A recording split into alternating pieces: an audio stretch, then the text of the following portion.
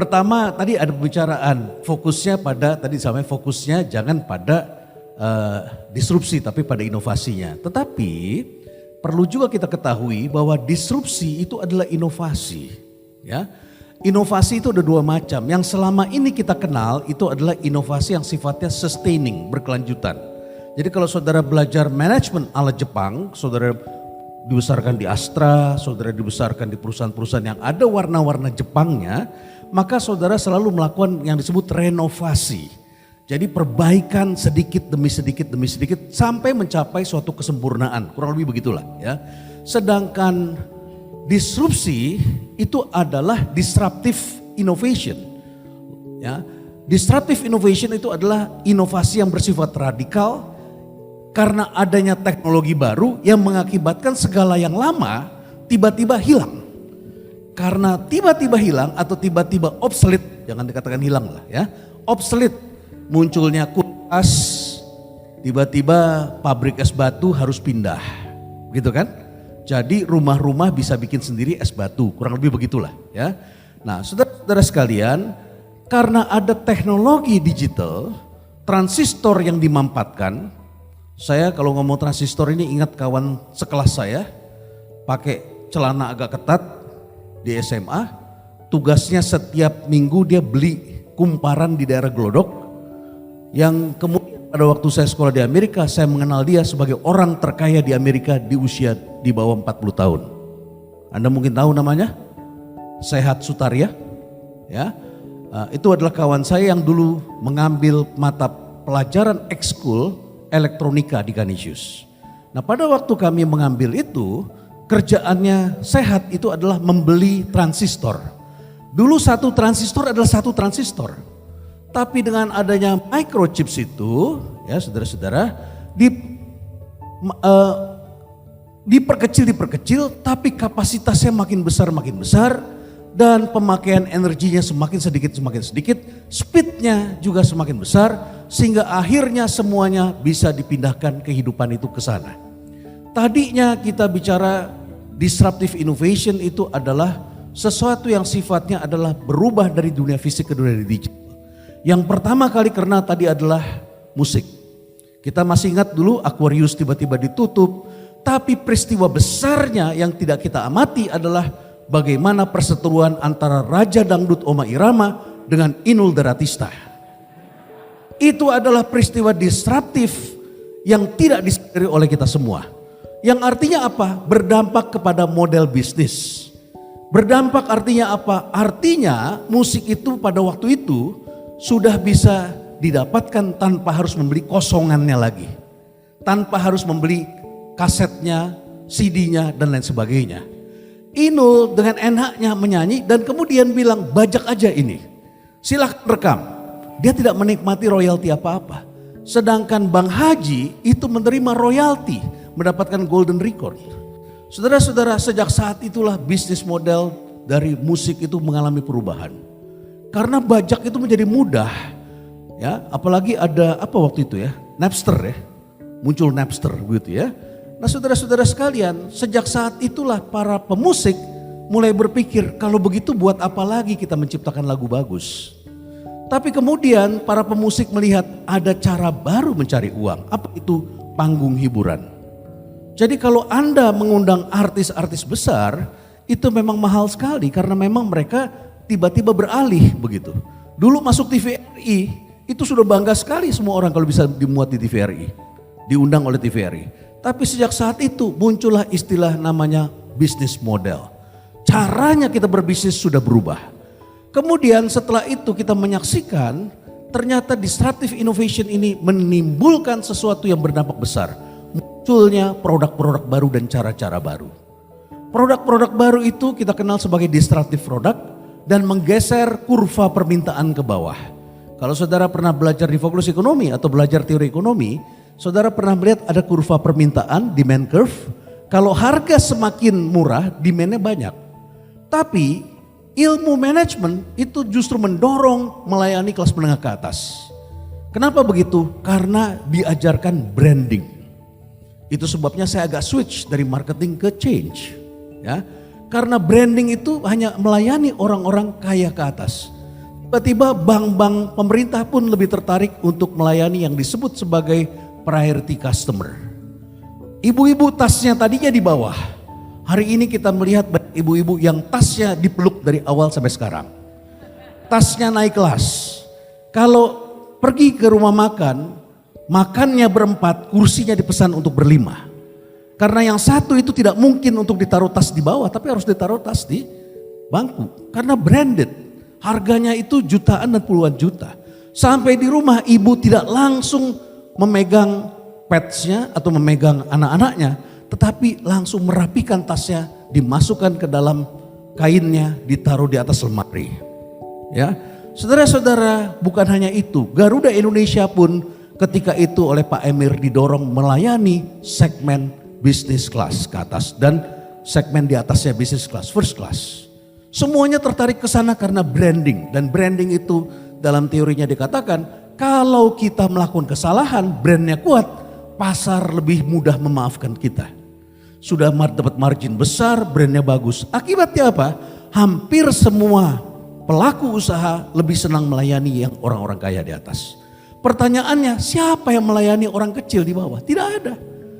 Kita lihat bank justru kredit untuk rakyat kecil, microfinance, bunganya besar. Bunganya besar karena mereka tahu bahwa rakyat kecil itu yang penting kepastian. Saudara-saudara sekalian, market di bawah ini kosong sampai kemudian Perhalat menulis buku Fortune at the Bottom of the Pyramid. Ketika dia menulis buku itu, semua orang bertanya-tanya, emang bisa memberikan keberuntungan pada yang berada di piramid yang paling bawah? Jawabnya bisa, dia bilang harus melakukan co-production. Yang belakangan kita baru tahu setelah dunia digital berkembang, itu namanya adalah sharing resources, sharing economy. Dan ketika sharing economy kemudian dipraktekkan, yang terjadi adalah keributan di negara ini. Saudara-saudara, saya masih ingat ketika itu saya muncul, ketika saya menjelaskan perkelahian supir taksi, perkelahian tukang ojek, saya dimarahi oleh Pak Menteri. Menteri yang tadinya sahabat saya tiba-tiba marah besar, karena saya menjelaskan bahwa itu adalah hal yang biasa. Bahwa ini adalah kapitalisme baru. Kapitalisme ini kelak dikenal sebagai crowd-based capitalism. Kapitalisme dengan pendekatan crowd, kerumunan. Jadi kalau kita naik Grab atau kita naik Gojek, Gokar, saya kalau naik dengan istri saya terpaksa harus minta permisi sama yang nyetir. Mas, permisi ya, saya boleh duduk di belakang. Kenapa begitu? Dan dia bertanya, Pak, kenapa Bapak ngomong begitu? Loh, Anda kan ownernya, Anda kapitalisnya, Anda pemilik mobil itu. Dan biasanya kalau teman saya yang membawa mobil, saya harus duduk di sebelahnya, nggak mungkin saya duduk di belakang. Oleh karena itu saya agak bingung ketika ada orang yang mengatakan sekarang pekerjaan itu larinya adalah ojek, online dan lain sebagainya. Saudara-saudara sekalian, ini adalah wajah baru karena adanya dunia tadi itu. Nah, apa manfaatnya dari adanya teknologi? Saya memberi catatan dari apa yang disampaikan oleh teman-teman. Pertama, munculnya segmen yang di bawah yang tidak pernah dilayani. Munculnya Gojek dan lain sebagainya, taksi online, motor online, kemudian juga toko online dan lain sebagainya telah melahirkan pasar yang tidak terlayani. Kita dulu naik taksi yang 100 ribu rupiah menuju airport. Kalau kita mau naik yang lebih mahal ada taksi yang 150 mereknya lain. Yang 200, 250 bisa kita pilih. Tetapi sekarang pada waktu itu permulaan awalnya ada taksi yang hanya 10 ribu rupiah. Artinya mereka yang tadinya tidak naik taksi tiba-tiba bisa menjadi naik taksi. Inilah yang diharapkan dari sektor keuangan yang saat ini belum kita lihat. Tapi ke depan saya berpikir inilah cara untuk melakukan inklusi keuangan. Bagaimana lewat peer-to-peer lending dan lain sebagainya. Ke depan ini harus arahnya ke sana. Karena di Jepang bunga itu negatif saudara-saudara. Kalau saudara taruh uang di bank sebagai orang Jepang, saudara kena penalti. Taruh uang di bank itu seperti dimakan tikus uang kita. Karena penduduknya declining dan pemerintah Jepang ingin mendorong agar masyarakat melakukan investasi. Itu yang pertama ya. Jadi penduduk Jepang bisa saja meminjamkan uangnya kepada orang Indonesia. Jadi yang pertama ini adalah bagaimana munculnya pasar-pasar baru.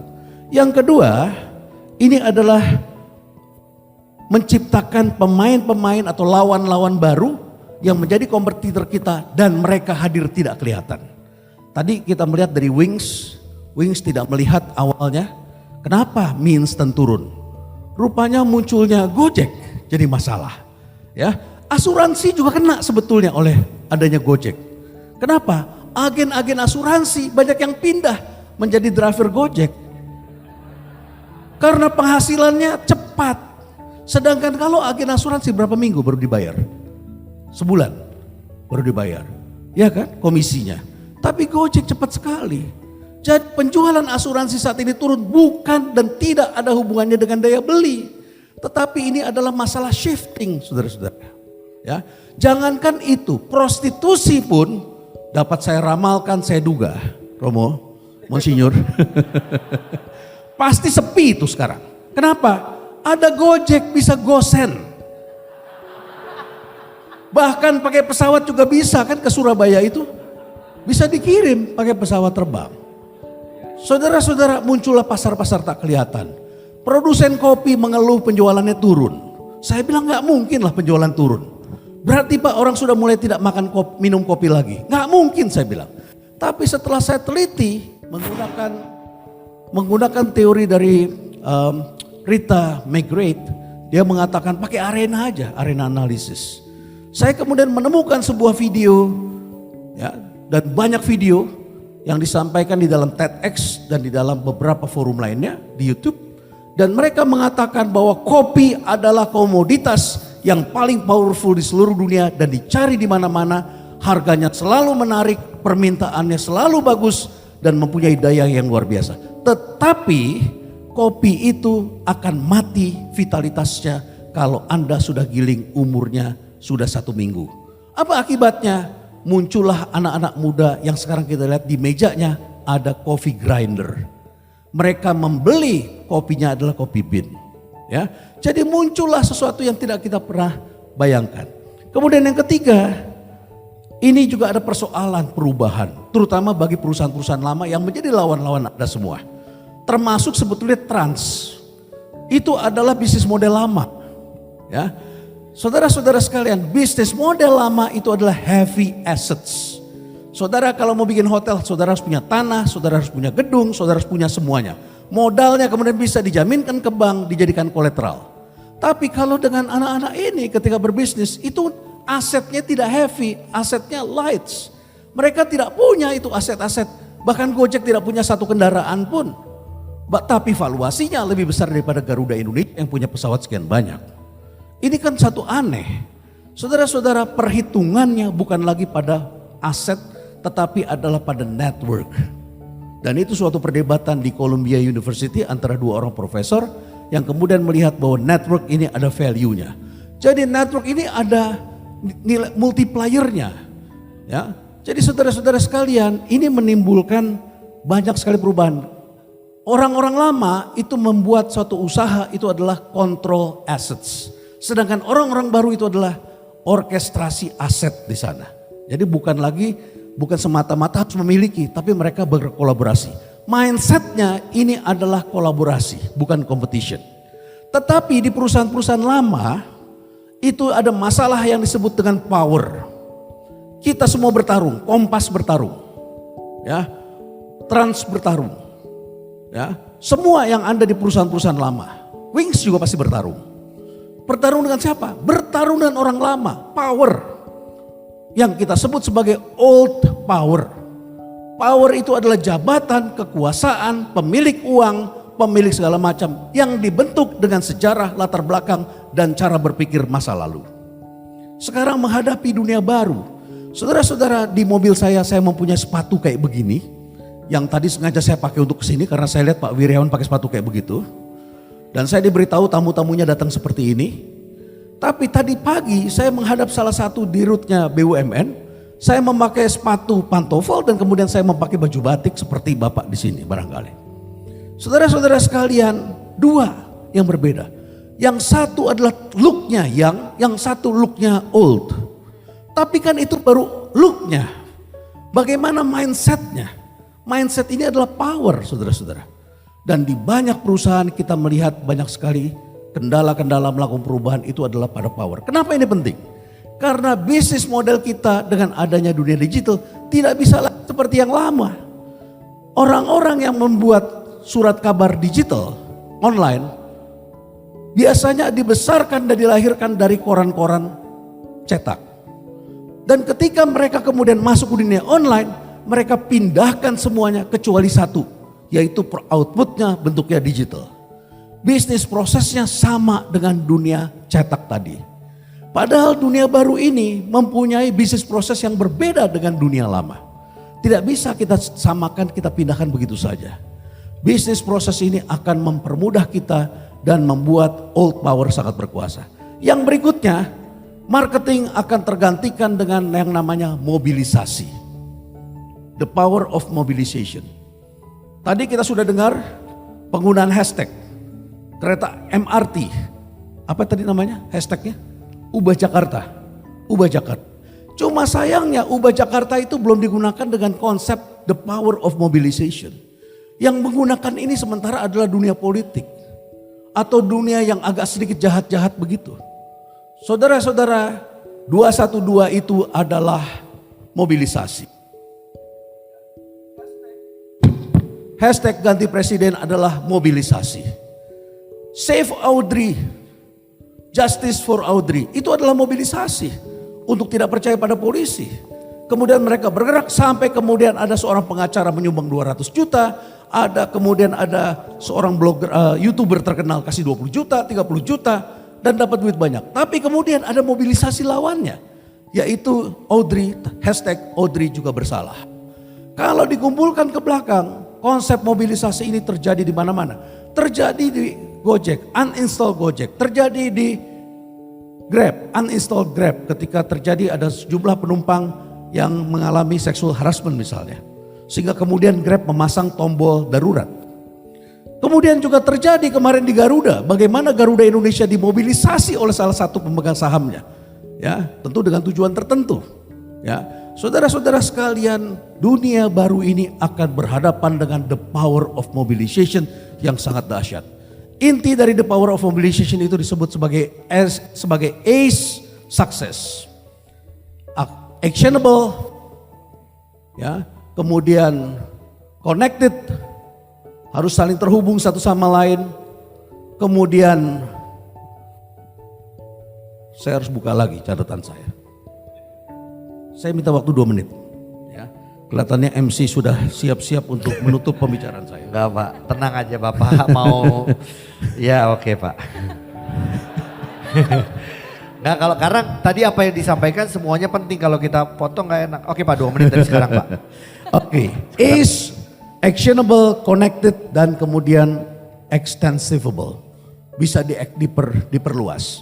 Kemudian sukses itu adalah konsepnya, kata-kata yang digunakan harus S, simple, unexpected, kemudian credible, concrete, emotional, dan menggunakan story. Hampir semua yang menggunakan mobilisasi itu menggunakan story saat ini. Jadi saudara-saudara, marketing ini sekarang mulai tergantikan dengan konsep mobilisasi. Dan salah satu yang terkenal itu adalah kasusnya Harvey Weinstein. Ya, dari Hollywood yang dikalahkan oleh tagar Me Too. Karena artis-artis terkenal itu ternyata pernah mengalami sexual harassment dan mereka tidak berani berhadapan dengan Harvey. Saudara-saudara, begitu tagar Me Too diluncurkan tanpa diduga ternyata banyak orang yang kemudian menggerakkan tagar itu bukan hanya pada sektor Hollywood saja, tetapi juga dalam bidang pendidikan, dalam bidang yang lain-lain sebagainya. Akhirnya Bapak Ibu sekalian, kita juga menyaksikan bahwa dunia mengalami perubahan dari produk. Garuda Indonesia misalnya atau airline siapapun juga tidak bisa lagi mengandalkan pendapatan dari tiket. Menurut saya pendapatan dari tiket itu sudah berakhir. Marginnya semakin hari semakin tipis, cost-nya naik terus, kemudian pricing-nya turun terus. Maka dia harus masuk kepada pendapatan non-tiket. Tetapi ketika masuk ke sana, Anda akan berhadapan dengan old power. Orang-orang tua yang terlambat untuk belajar kembali. Mereka terkejut bagaimana sebuah perusahaan startup yang modalnya hanya 15 miliar rupiah tetapi bisa memberikan signing fee kepada Garuda 239 juta dolar. That is non-ticket income. bank tidak bisa lagi mengandalkan pada interest margin. Sekarang memang masih besar, tapi memerlukan yang namanya fee base. Koran tidak bisa lagi dari jual korannya atau iklannya. Harus ada cara-cara baru untuk mendapatkan pendapatan. Jadi saudara-saudara, akan muncul banyak gejolak-gejolak seperti ini. Dan apa yang saya ceritakan tentu saja belumlah termasuk dampak negatif dari disruptions.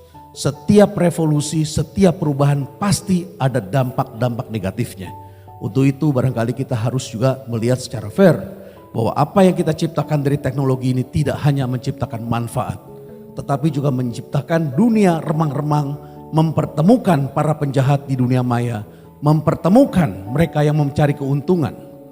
Belum lama ini ada seorang perempuan namanya adalah Belle Gibson yang menderita kanker otak dan kemudian akhirnya mengumpulkan uang cukup banyak dan dia mengaku karena dia kanker otak kemudian dia beralih, dia tidak lagi menggunakan dokter setelah 4 bulan divonis akan mati, dia beralih kepada makanan natural.